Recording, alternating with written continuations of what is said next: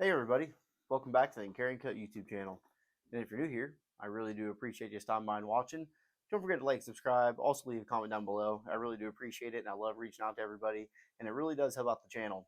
And I want to give a big shout out to all the channel members out there. If you guys aren't aware, we did finally break through the YouTube monetization stuff, and we did finally get some channel memberships going, and we also have all the super chats and all that kind of cool stuff. So I'm really excited about that, and I really do appreciate all the people out there that support the channel.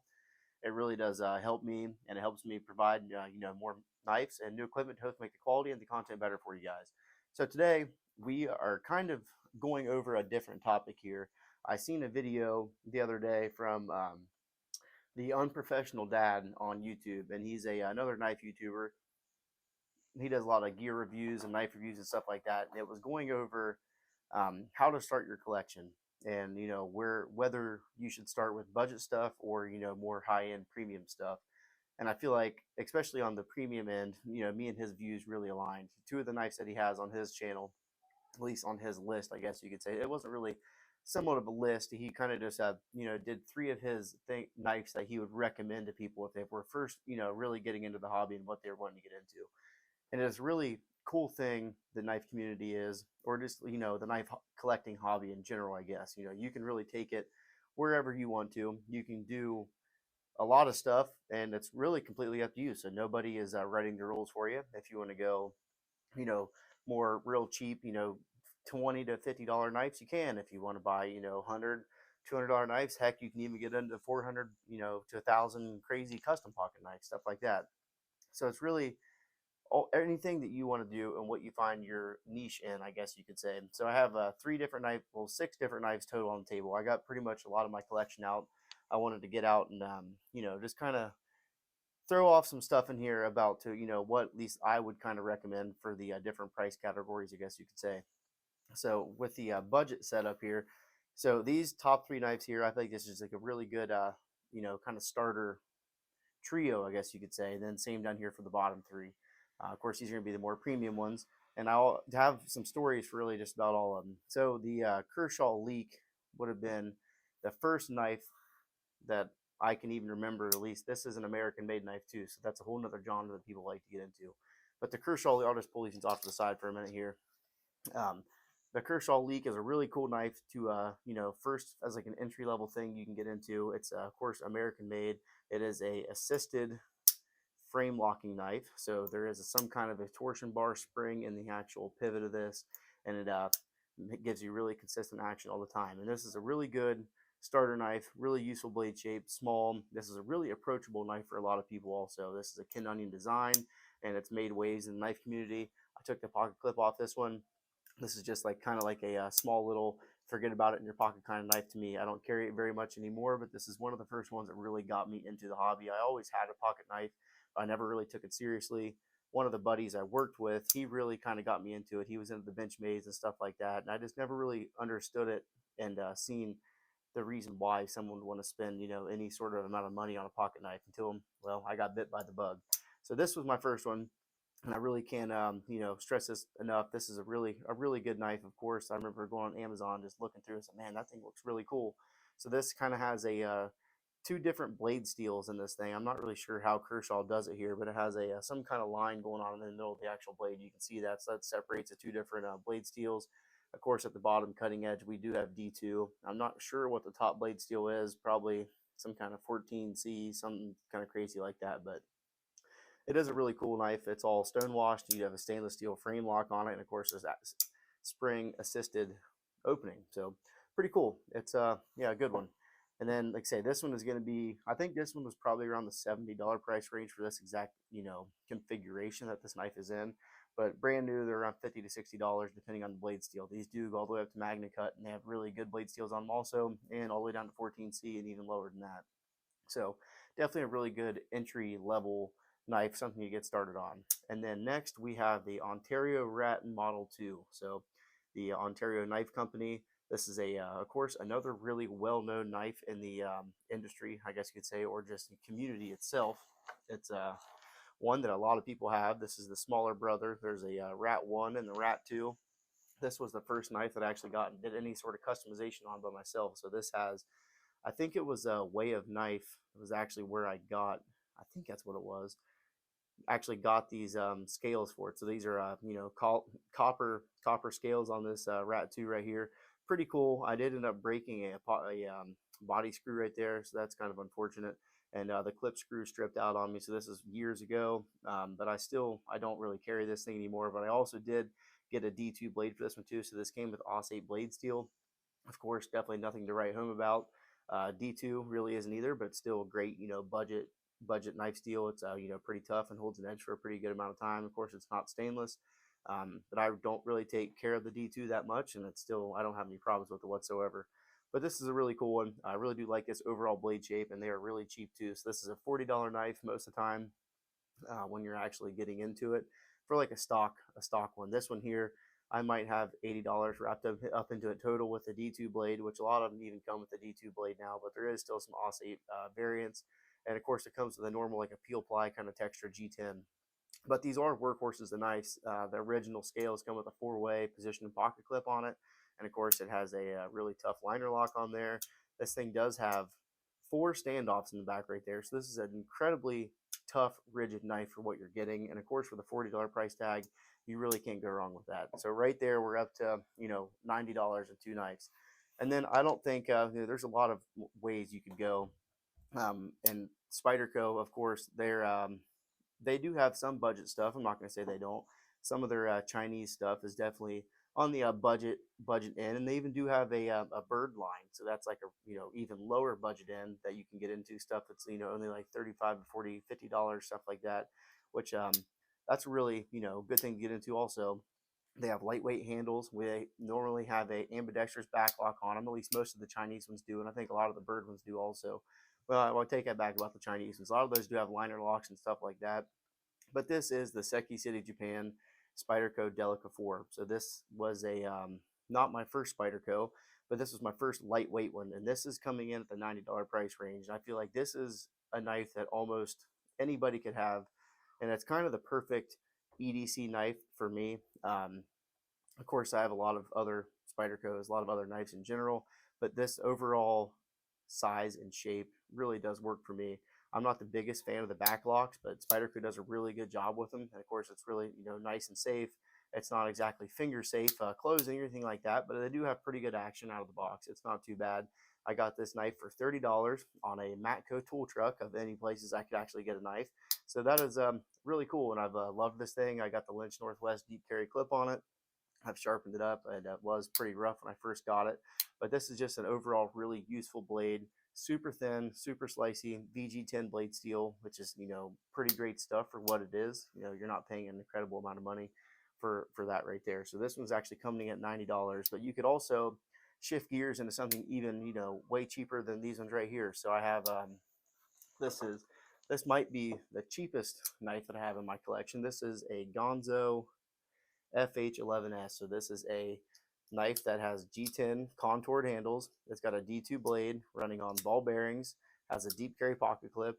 And for something like this would be, pretty acceptable for most of the general public, especially first getting into something like this. This is like a $25 knife right here. So it's really low barrier for entry.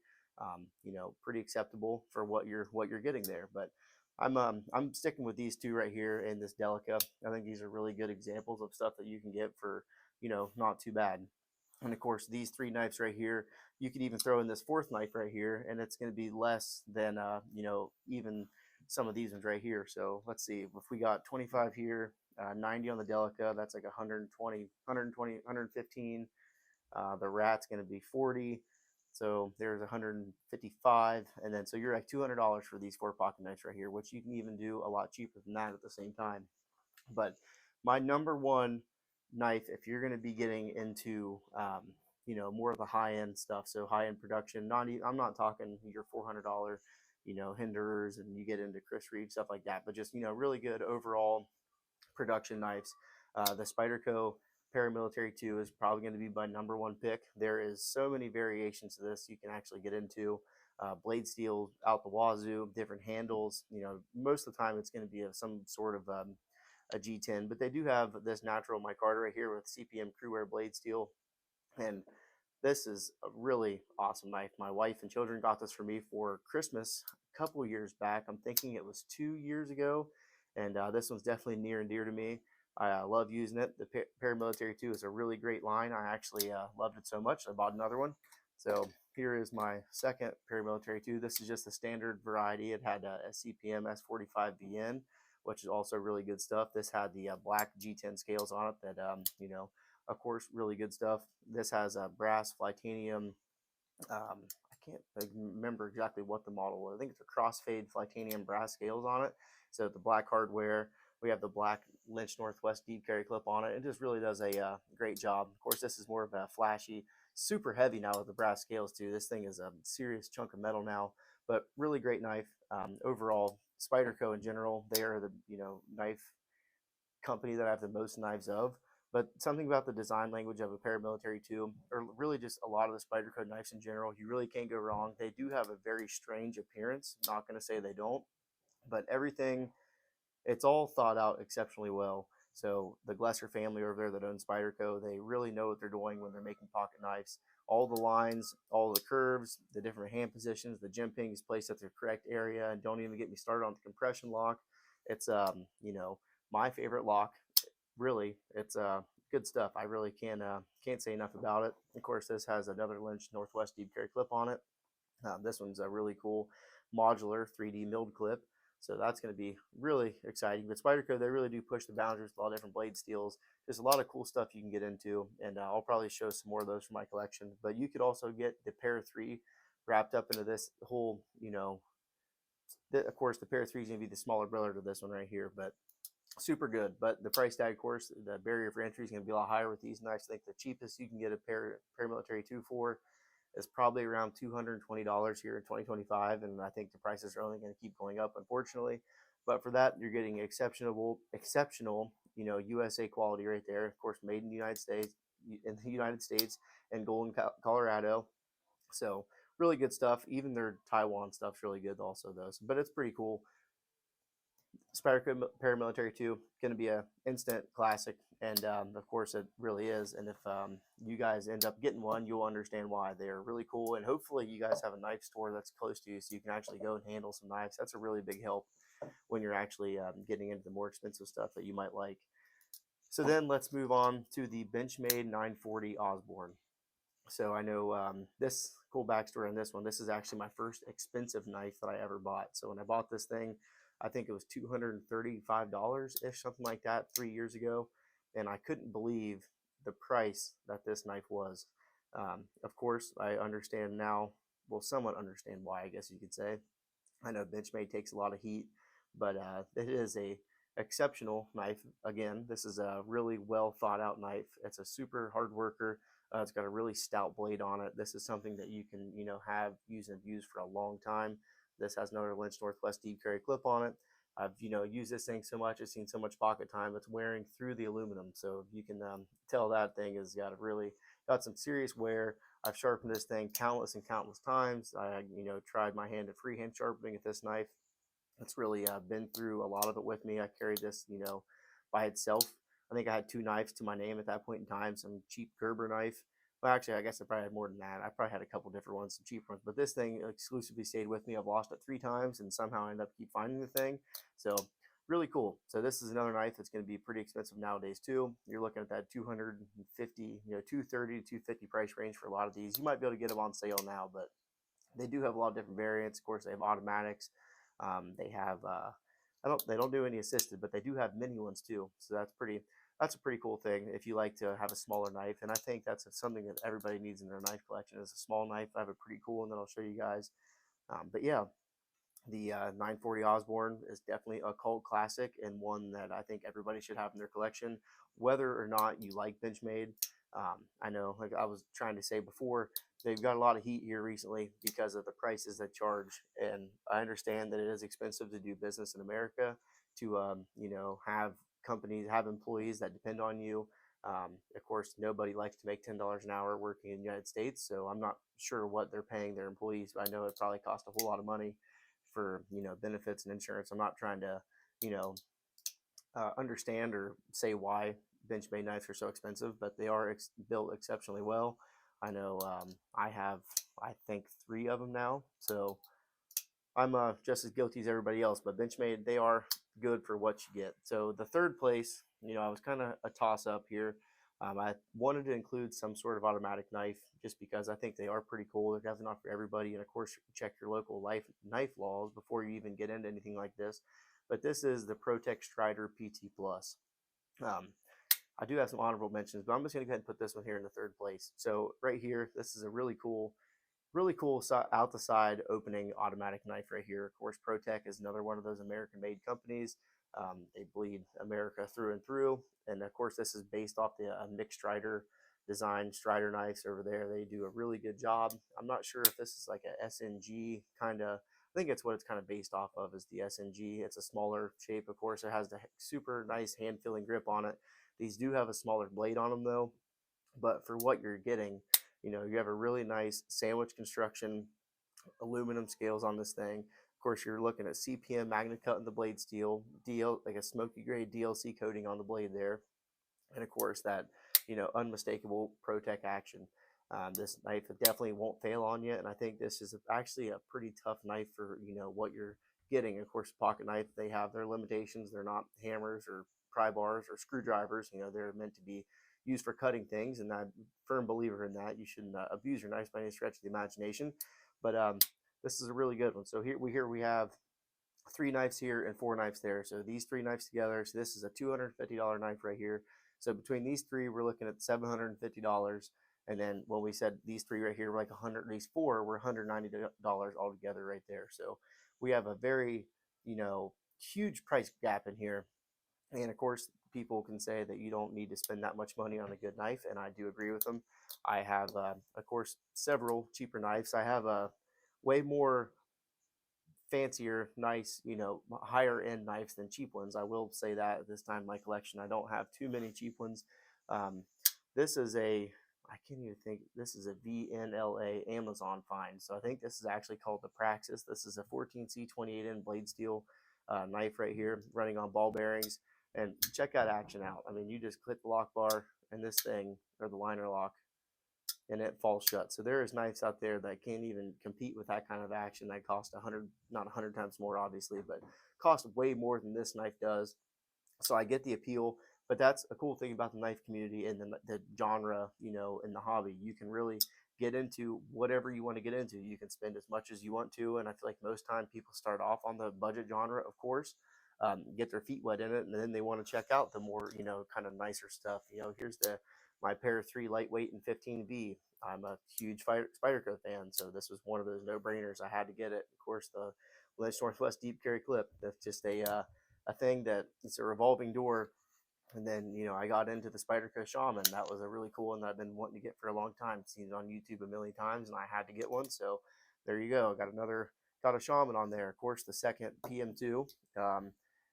And then the Yojimbo. This was Yojimbo 2. This was sent to me by my good buddy Lanyard Man Steven, and his little man Dom sent me this for my birthday last year.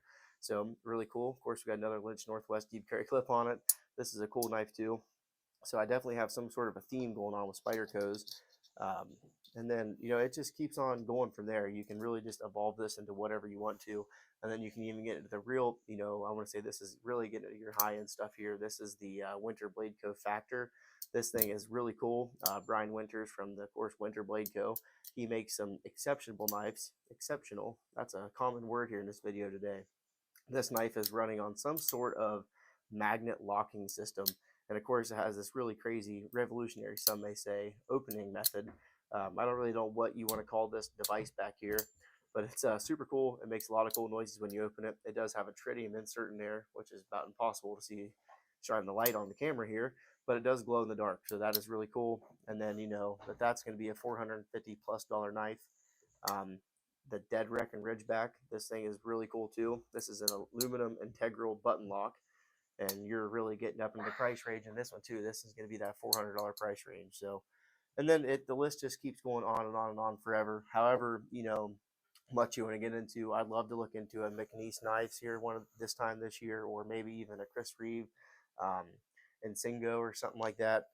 I think that might be the blade shape. I'm not sure, but one of those knives are going to be up there in the $500 price range. And I'd love to get into something like that eventually too. But just you know, I don't know if it really answered anybody's questions there or really swayed anybody's opinions. But there's a lot of stuff you can get into, and it really just depends on how far you're going to take your hobby. Of course, start cheap if you want to. If you got $500 burn a hole in your pocket, maybe get something more expensive. I would say look at a Spyderco or something like that. But if you guys have any questions, please feel free to leave it down in the comment section below. I really do appreciate your support, and we will catch you guys next time. I appreciate it. Thanks.